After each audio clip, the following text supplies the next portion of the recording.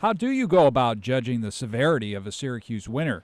For most folks, they probably just look back at the amount of seasonal snowfall, and if it's more than 123 inches, our normal snowfall for the season, it's been a bad winter. However, I think there should be more that goes into our rankings of winters. There's not just how much snow falls, but how long that snow stays on the ground. And how many days does the snow have a big impact on our lives? A day with 3, 6, or certainly 12 inches of snow has a bigger impact than ones with only an inch or two. And what about the cold? How many days does the temperature drop below zero? And then there's the wind. Winters that are cold and windy with low wind chills are without a doubt more harsh than other winters. A few years ago, I took all these factors and put them into an equation to more accurately rank the severity of a Syracuse winter, a severe winter index, if you will. I've worked on this index now for about 10 years, and although the ranking is not official, it is a way for us here in the Storm Team office to compare one winter to another. Last winter, the index added up to 109, but what actually does that number mean? The beauty of the severe winter index is if your winter comes out close to 100, it's likely the winter was pretty average by central New York standards. And that is close to where we ended up on the scale last winter.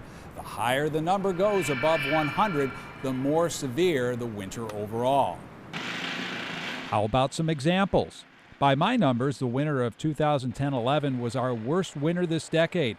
We had 179 inches of snow, which is obviously a lot. But we also had 21 days with 3 inches or more of snow, which is the second most days in any winter over the last 70 years. So the impactful snowfalls were spread out through the season. That winter came out to 142.8 on the index.